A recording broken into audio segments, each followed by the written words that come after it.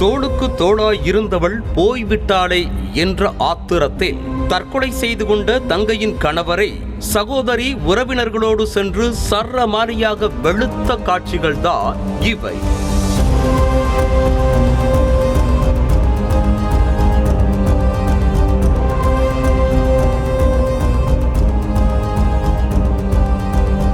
திருப்பத்தூர் மாவட்டம் நாற்றம்பள்ளியை அடுத்த மல்லப்பள்ளி சுண்ணாம்புக்குட்டை பகுதியைச் சேர்ந்தவர் லத்தீப். RCS சாலையில் மெக்கானிக் கடை நடத்தி வரும் லத்தீப் மற்றும் சாதாஜி தம்பதிகளுக்கு கடந்த 12 ஆண்டுகளுக்கு முன்பாக திருமணம் நடைபெற்ற நிலையில் 2 மகன்கள் உள்ளனர். இந்த நிலையில் கடந்த மாதம் 22ஆம் தேதி சாதாஜி வீட்டில் யாரும் இல்லாத சமயத்தில் தூக்கிட்டு தற்கொலை செய்து கொண்டார். போலீசார் சாதாஜியின் உடலை கைப்பற்றி பிரேத பரிசோதனை செய்து உறவினர்களிடம் ஒப்படைத்த நிலையில் இறுதிச் சடங்கு நடைபெற்று உடல் நல்லடக்கம் செய்யப்பட்டுள்ளது.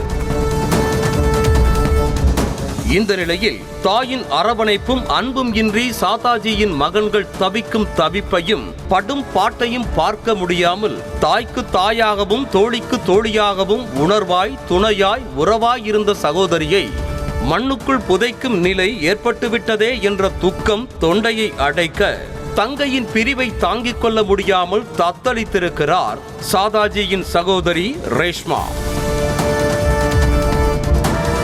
சில மாதங்களுக்கு முன்பாக சாதாஜிக்கு தலையில் அடிபட்டு சற்று புத்தி சுவாதீனம் இல்லாமல் இருந்து வந்ததாக கூறப்படுகிறது. நாளடைவில் தான் எதை செய்கிறோம் என்றே தெரியாத அளவிற்கு சாதாஜியின் மனநிலை மோசமடைந்ததாகவும் தான் செய்வது விபரீதம் என்பதை கூட உணராமல் சாதாஜி தூக்கிட்டு தற்கொலை செய்து கொண்டதாகவும் கூறப்படுகிறது.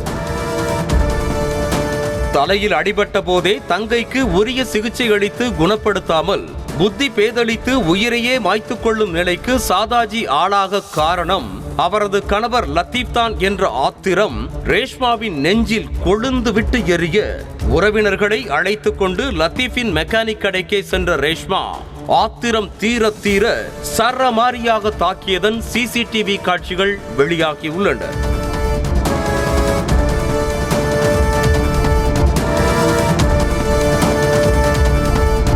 இதில் மண்டை உடைந்து ரத்தம் வடியும் நிலைக்கு ஆளான லத்தீஃபை அக்கம் பக்கத்தினர் காப்பாற்றிய நிலையில் இந்த தாக்குதல் குறித்து போலீசார் விசாரணை மேற்கொண்டு வருகின்றனர்.